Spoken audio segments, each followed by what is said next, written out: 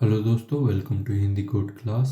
अब तक हमने अपने E commerce micro service series में ऑलमोस्ट सारी माइक्रो सर्विसेज कंप्लीट कर ली हैं।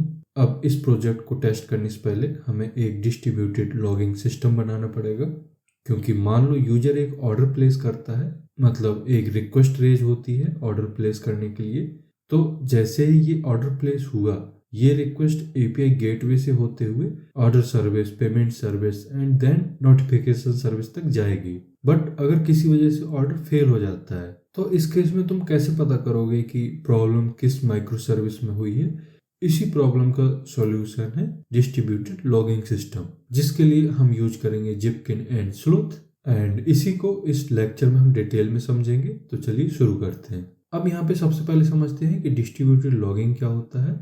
तो इसको ऐसे समझिए कि जब हमारा एप्लीकेशन एक सिंगल सर्विस नहीं होता, मतलब एक single project multiple micro service में डिवाइड होता है, तो उन सबके लॉग को ट्रैक करना बहुत डिफिकल्ट हो जाता है। मतलब ऑर्डर सर्विस का अपना लॉग होगा, पेमेंट सर्विस का अपना अलग लॉग होगा, गेटवे अपना लॉग अलग जनरेट करेगी, इस तरह से सारी माइक्रो सर्विस का अपना लॉग अलग होगा। अब अगर एक रिक्वेस्ट फेल हुई तो तुम्हारे पास 10 अलग अलग लॉग फाइल होंगी। मतलब आपको पहले गेटवे का लॉग फाइल चेक करना पड़ेगा, उसके बाद ऑर्डर का, फिर पेमेंट का, फिर नोटिफिकेशन का। इस तरह से सारी माइक्रो सर्विस के लॉग फाइल को आपको मैन्युअली चेक करना पड़ेगा, देखना पड़ेगा कि प्रॉब्लम किस में आई है। ठीक है। एंड ये जो काम है बहुत ज़्यादा टाइम कंज्यूमिंग है, कंफ्यूजिंग है एंड एरर प्रोन भी है। तो इसी प्रॉब्लम को सॉल्व करता है डिस्ट्रीब्यूटेड लॉगिंग। मतलब एक सिंगल यूजर रिक्वेस्ट को जो मल्टीपल माइक्रो सर्विसेज से पास हो रही है, उसको एक कॉमन आइडेंटिटी के साथ ट्रैक करना डिस्ट्रीब्यूटेड लॉगिंग होता है। मतलब डिस्ट्रीब्यूटेड लॉगिंग में जब भी कोई रिक्वेस्ट आती है तो उस रिक्वेस्ट की एक यूनिक आईडी होती है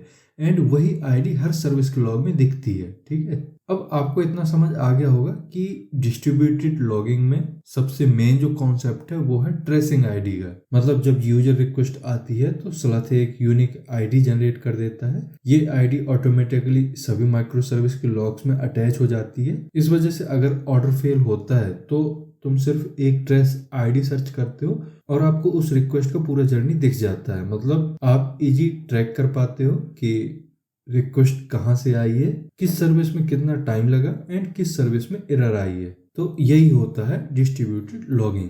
अब इसके बाद समझते हैं कि स्लथ क्या है, इसको डिटेल में समझते हैं।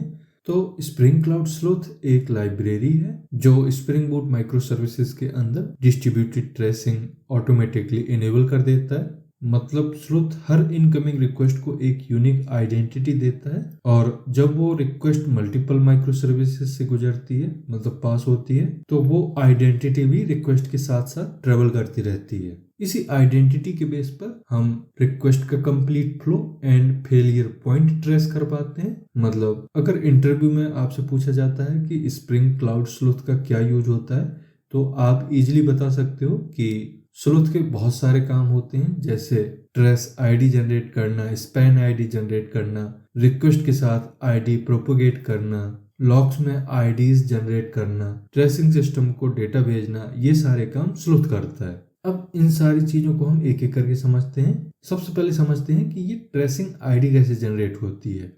तो जैसे ही कोई न्यू रिक्वेस्ट आती है, स्लूथ का ट्रेसिंग फिल्टर एक्टिवेट हो जाता है। अब ये रिक्वेस्ट किसी भी तरह की हो सकती है, मतलब चाहे कोई HTTP रिक्वेस्ट हो, काफका रिक्वेस्ट हो या असिंक्रोनस कम्युनिकेशन हो, किसी भी तरह की अगर रिक्वेस्ट आती है तो स्लूथ का ट्रेसिंग फिल्टर एक्टिवेट हो जाता है। अब जैसे ही ये फिल्टर एक्टिवेट होता है, सबसे पहले स्लूथ चेक करता है कि क्या इस इनकमिंग रिक्वेस्ट के साथ पहले से ही कोई ट्रेसिंग अटैच्ड है या नहीं है। अब यहाँ पे दो केस होते हैं। एक केस वो कि अगर रिक्वेस्ट किसी एक्सटर्नल क्लाइंट से आ रही होती है, जैसे ब्राउजर से या पोस्टमैन से, तो नॉर्मली उस रिक्वेस्ट के साथ कोई भी ट्रेस आईडी नहीं होती है। ऐसे केस में स्लूथ एक बिल्कुल नई ट्रेस आईडी जनरेट करता है। ये ट्रेस आईडी कोई सिंपल नंबर नहीं होती, ये एक रैंडमली जनरेट हुआ यूनिक हेक्साडेसिमल वैल्यू होती है, जिसका काम सिर्फ इतना होता है कि पूरी रिक्वेस्ट को ग्लोबली यूनिकली आइडेंटिफाई किया जा सके। अब जैसे ही ये ट्रेस आईडी जनरेट होती है, स्लथ इसे करंट एग्जीक्यूशन कॉन्टेक्स्ट में स्टोर कर देता है, जिससे रिक्वेस्ट के कंप्लीट लाइफ साइकिल में ये सेम ट्रेस आईडी यूज होती रहे। अब ये केस तो हो गया जब रिक्वेस्ट किसी क्लाइंट से आ रही है या पोस्टमैन से आ रही है, बट इसमें ऐसा भी हो सकता है कि कोई रिक्वेस्ट किसी माइक्रो सर्विस से आ रही है। ठीक है, तो इस केस में थोड़ी सी पिक्चर अलग होती है, क्योंकि ऐसे केस में रिक्वेस्ट के हेडर के अंदर पहले से ही एक ट्रेस आईडी प्रेजेंट होती है। तो स्लूथ इस ट्रेस आईडी को दोबारा जनरेट नहीं करेगा, इसके बजाय वो ट्रेस आईडी को रीड करता है एंड इसी ट्रेस आईडी के साथ रिक्वेस्ट को आगे कंटिन्यू करता है। मतलब रिक्वेस्ट चाहे जितनी भी सर्विसेज से पास हो, ट्रेस आईडी एक ही रहती है और इसी एक ट्रेस आईडी के थ्रू हम पूरी रिक्वेस्ट की जर्नी को ट्रेस कर सकते हैं। अब जब ट्रेस आईडी सेट हो जाती है तो नेक्स्ट स्टेप होता है स्पैन आईडी जनरेट करने का। तो यहाँ समझने वाली बात यह है कि ट्रेस आईडी पूरी रिक्वेस्ट का आइडेंटिटी होता है, जबकि स्पैन आईडी उस रिक्वेस्ट के किसी पर्टिकुलर स्टेप को रिप्रेजेंट करता है। ठीक है, तो जैसे ही रिक्वेस्ट किसी एक सर्विस के अंदर से पास होती है, स्लथ एक नया स्पैन क्रिएट करता है जो बताता है कि इस सर्विस ने किस रिक्वेस्ट के लिए काम करना स्टार्ट कर दिया है। ठीक है, ये स्पैन एक स्टार्ट टाइम के साथ क्रिएट होता है और जब सर्विस का काम कंप्लीट होता है तो ये स्पैन क्लोज हो जाता है। और अगर इसी सर्विस के अंदर से किसी और सर्विस को कॉल किया जाता है तो स्लथ एक चाइल्ड स्पैन क्रिएट कर देता है जिसका पेरेंट स्पैन वही होता है जो करंट सर्विस का स्पैन है। इसी पेरेंट चाइल्ड रिलेशनशिप के थ्रू पूरा कॉल फ्लो एक ट्री स्ट्रक्चर में बिल्ड होता चला जाता है। अब जब एक सर्विस दूसरी सर्विस को कॉल करती है तो सबसे इम्पोर्टेंट चैलेंज ये होता है कि ट्रेस एंड स्पैन की इंफॉर्मेशन नेक्स्ट सर्विस तक कैसे पहुंचेगी।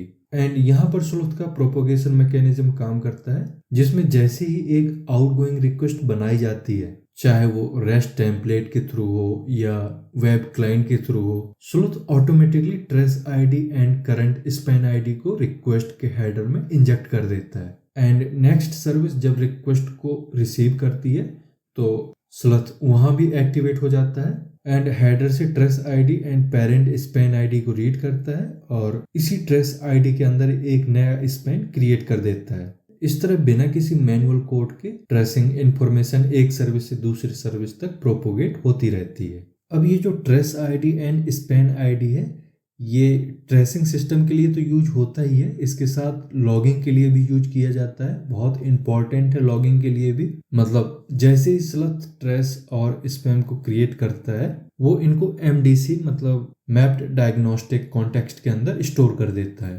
ठीक है, ये जो MDC है ये एक तरह का थ्रेड लेवल स्टोरेज होता है जहाँ की वैल्यू पेयर के फॉर्म में डेटा को रखा जाता है। तो वो MDC से trace ID and span ID को उठाकर लॉग मैसेज के साथ अटैच कर देता है। तो लॉगिंग फ्रेमवर्क जब भी कोई लॉग प्रिंट करता है तो वो MDC से trace ID and span ID उठाकर लॉग मैसेज के साथ अटैच कर देता है। इसलिए जब भी हम एप्लीकेशन के लॉग देखते हैं तो हमें हर लॉग लाइन के साथ सेम ट्रेस आईडी दिखती है एंड इससे हम इजीली आइडेंटिफाई कर पाते हैं कि कौन सा लॉग किस रिक्वेस्ट से रिलेटेड है। अब जब सर्विस का काम कंप्लीट हो जाता है और स्पैन क्लोज होता है तो उस पॉइंट पर स्लथ ट्रेसिंग सिस्टम को डेटा भेजने की तैयारी करता है। अब यहाँ पे ये मत समझिए कि ट्रेसिंग सिस्टम को स्लथ जो डेटा भेजता है वो सिंक्रोनस तरीके से भेजता है, ऐसा कुछ नहीं होता है। इसके लिए अलग से बैकग्राउंड में एक थ्रेड होता है एंड इसी बैकग्राउंड थ्रेड के थ्रू असिंक्रोनसली ये डेटा सेंड होता है। इस वजह से एप्लीकेशन के परफॉर्मेंस में भी कोई इम्पैक्ट नहीं पड़ता। अब इस डेटा के अंदर बहुत सारी चीज़ें होती हैं जैसे trace ID, span ID, parent span ID, service का नाम, स्टार्ट टाइम, इन टाइम, इस तरह से बहुत सारी इन्फॉर्मेशन होती है। ठीक है, तो ये सारी इन्फॉर्मेशन चली जाती है ट्रेसिंग सिस्टम के पास। मतलब यहाँ पे हम यूज कर रहे हैं जिपकिन, तो जिपकिन सर्वर को चली जाती है। ठीक है, जिपकिन सर्वर को भेजा जाता है ये सब एंड देन जिपकिन UI के थ्रू हम इस पूरी रिक्वेस्ट का विजुअल फ्लो देख पाते हैं। तो अगर इस पूरे फ्लो को हम एक लाइन में समझें तो जैसे ही रिक्वेस्ट आती है, ट्रेस आईडी जनरेट होती है, देन हर रिक्वेस्ट में अपना अपना स्पैन आईडी जनरेट होता है। इसके बाद ये पूरी इन्फॉर्मेशन रिक्वेस्ट के साथ मतलब हेडर में अटैच होती है एंड प्रोपोगेट हो जाती है। इसके बाद ये सारी इन्फॉर्मेशन लॉग्स में ऑटोमेटिकली इंजेक्ट हो जाती है एंड फाइनली ट्रेसिंग सिस्टम को भेज दी जाती है, जहाँ से हमें क्लियर विजिबिलिटी मिलती है कि रिक्वेस्ट ने कौन सा पाथ फॉलो किया है एंड कितना टाइम लगा है। ठीक है, तो यही पूरा मैजिक होता है स्प्रिंग क्लाउड स्लथ का, जो बैकग्राउंड में साइलेंटली काम करता रहता है एंड प्रोडक्शन डिबगिंग को भी बहुत इजी बना देता है। अब बात करते हैं जिपकिन के बारे में। तो जिपकिन एक डिस्ट्रीब्यूटेड ट्रेसिंग सिस्टम होता है जो माइक्रो सर्विस के बीच जाने वाली हर एक सिंगल रिक्वेस्ट की कंप्लीट जर्नी को ट्रेस करता है। अब जब मैं यहाँ पे कहता हूँ कि कंप्लीट जर्नी, तो कंप्लीट जर्नी का मतलब सिर्फ इतना नहीं होता है कि कोई रिक्वेस्ट किस सर्विस से किस सर्विस तक गई, केवल इतना नहीं है, इसके अलावा भी इसका मतलब निकल के आता है। यहाँ पे हम यहाँ पे बात कर रहे हैं ओवरऑल जर्नी की, मतलब हर सर्विस ने उस रिक्वेस्ट को प्रोसेस करने में कितना टाइम लिया, कहाँ डिले हुआ, एंड अगर कहीं पे एरर आती है तो वो एग्जैक्टली किस पॉइंट पर आ रही है। ठीक है, तो माइक्रो सर्विस आर्किटेक्चर में एक ही रिक्वेस्ट नॉर्मली मल्टीपल सर्विस से गुजरती है, मतलब मल्टीपल सर्विसेज से पास होती है, एंड इस रिक्वेस्ट को बिना किसी ट्रेसिंग सिस्टम के समझना ये ऑलमोस्ट इम्पॉसिबल होता है। तो इसी प्रॉब्लम को सॉल्व करने के लिए हम यूज करते हैं जिपकिन। अब यहाँ समझने वाली बात यह है कि जिपकिन खुद से कोई ट्रेस आईडी जनरेट नहीं करता, मतलब जिपकिन का काम रिक्वेस्ट को इंटरसेप्ट करना या ट्रेस आईडी बनाना नहीं होता, ये काम स्प्रिंग क्लाउड स्लथ करता है। जिपकिन का रोल तब स्टार्ट होता है जब स्लथ किसी रिक्वेस्ट के लिए स्पैन आईडी क्रिएट कर देता है एंड उस स्पैन का काम कंप्लीट हो जाता है, एंड जैसे ही स्पैन क्लोज होता है स्लथ उस स्पैन से रिलेटेड जो भी डेटा होता है वो कलेक्ट करता है और जिपकिन को भेजने के लिए रेडी करता है। इस पॉइंट पर जिपकिन एक सेंट्रलाइज सिस्टम की तरह बिहेव करता है जिसका काम सिर्फ इतना होता है कि सारी माइक्रो सर्विस से आने वाली ट्रेसिंग इंफॉर्मेशन को एक जगह कलेक्ट करना। ठीक है, अब इंटरनली ये काम कैसे करता है इसको समझते हैं। तो स्लथ जैसे ही कोई डेटा जिपकिन को भेजता है तो जिपकिन उस डेटा से ट्रेस आईडी को निकालता है, मतलब ट्रेस आईडी को एक की तरह यूज करता है और सेम ट्रेस आईडी वाले सारे स्पैन्स को एक ग्रुप में कलेक्ट कर लेता है, एंड इस ग्रुपिंग के बाद जिपकिन को पता होता है कि कौन सा स्पैन किस रिक्वेस्ट का पार्ट है एंड कौन सा स्पैन किस सर्विस से आया है। ठीक है, यहाँ पर पेरेंट एंड चाइल्ड स्पैन के रिलेशन के थ्रू जिपकिन एक लॉजिकल ट्री स्ट्रक्चर बनाता है जो बताता है कि रिक्वेस्ट किस ऑर्डर में कौन सी सर्विस से पास हुई है। तो अगर हम ओवरऑल जिपकिन के रोल की बात करें तो जिपकिन एक ऐसा सेंट्रलाइज्ड ट्रेसिंग सिस्टम होता है जो माइक्रो सर्विस से आने वाली ट्रेसिंग इंफॉर्मेशन को कलेक्ट करता है, उन्हें ट्रेस आईडी के बेस पर ग्रुप करता है, पेरेंट चाइल्ड रिलेशन के थ्रू रिक्वेस्ट का कंप्लीट फ्लो बिल्ड करता है और फाइनली उस फ्लो को एक विजुअल फॉर्म में प्रेजेंट करता है जिससे डेवलपर इजीली समझ सके कि रिक्वेस्ट में कौन सा पाथ फॉलो किया और प्रॉब्लम एग्जैक्टली कहाँ पर आई है। इसलिए जब हम प्रोडक्शन लेवल माइक्रो सर्विस में काम करते हैं तो वहाँ पे हम जिपकिन का यूज कर लेते हैं, मतलब जिपकिन जो कंप्लीट मैप्ड स्ट्रक्चर बना के देता है, ये स्ट्रक्चर प्रोडक्शन डिबगिंग के लिए सबसे ज़्यादा यूजफुल होता है।